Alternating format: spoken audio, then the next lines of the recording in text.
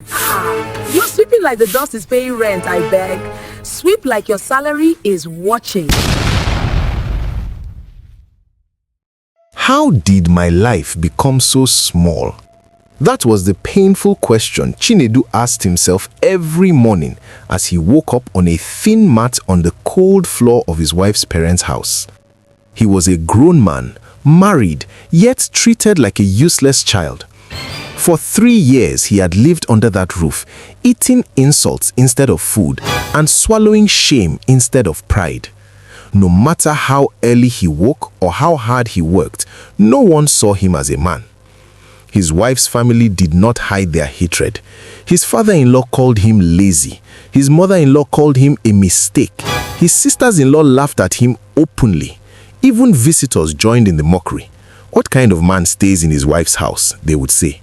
Chinedu kept quiet, but inside him something was breaking slowly, piece by piece. Every day in that house felt like punishment. Chinedu fetched water before sunrise and washed plates long after sunset. If food finished, he was blamed. If rain entered the house, he was blamed. If anything went wrong, his name was the first to be called. Sometimes he wondered if being silent was a curse. His wife, Ifunaya, loved him, but fear controlled her. She watched as her family insulted her husband, yet she said nothing.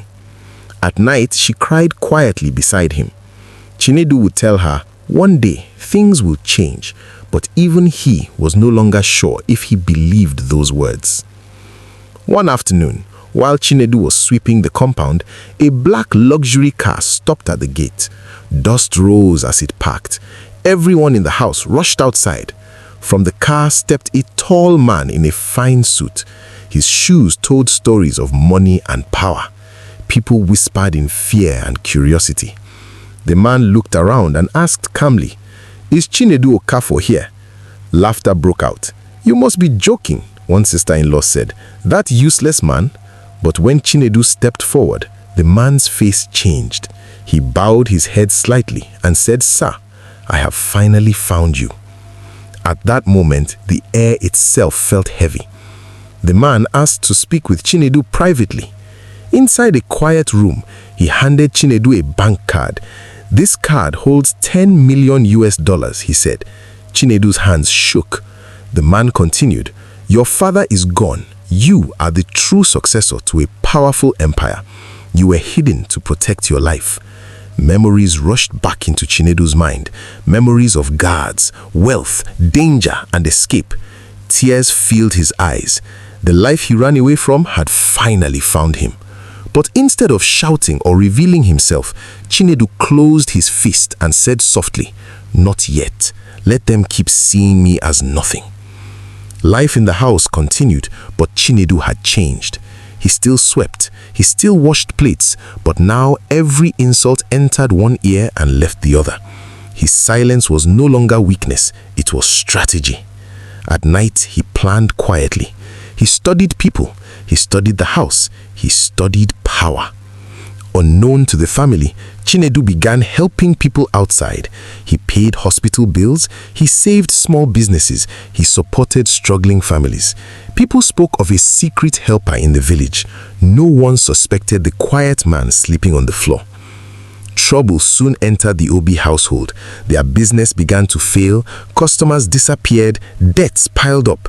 The same people who mocked Chinedu now shouted in fear. His father-in-law grew weak, his mother-in-law cried day and night. They turned to Chinedu, blaming him as usual. "You brought bad luck," they shouted. Chinedu lowered his head and said nothing. But that night, he made a call. By morning, money entered their failing business mysteriously. The family was shocked. They did not know who saved them. One evening, a wealthy businessman visited the house. He greeted Chinedu with respect. The family noticed. Confusion filled their eyes. Why would a rich man respect someone like him? Fear entered their hearts for the first time. Rumors began to spread. Some said Chinedu was hiding something. Others said he was a wizard. His sisters-in-law watched him closely, but Chinedu remained calm. He knew the truth always walks slowly, but it always arrives. The black car returned one final time.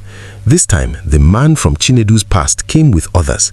They stood before the family and spoke the truth. Chinedu was not poor. He was not useless. He was the secret successor to a great empire. The house went silent. His father-in-law collapsed on a chair. His mother-in-law cried loudly. His sisters-in-law fell to the ground in fear. The same man they insulted was the man who held their future. Everyone begged Chinedu for forgiveness. Tears flowed freely. The insults were remembered. The pain was still fresh. Revenge waited patiently at the door of his heart. But Chinedu chose differently. He said, "Power without wisdom destroys. I forgive, but I will not forget the lesson." Respect was restored. Fear turned to honor. Chinedu moved his wife into a new home filled with peace. He continued to help the village, not with pride, but with wisdom. People spoke his name with respect. And the story spread far and wide. Never judge a quiet man. Never mock humility, because the secret successor may be closer than you think.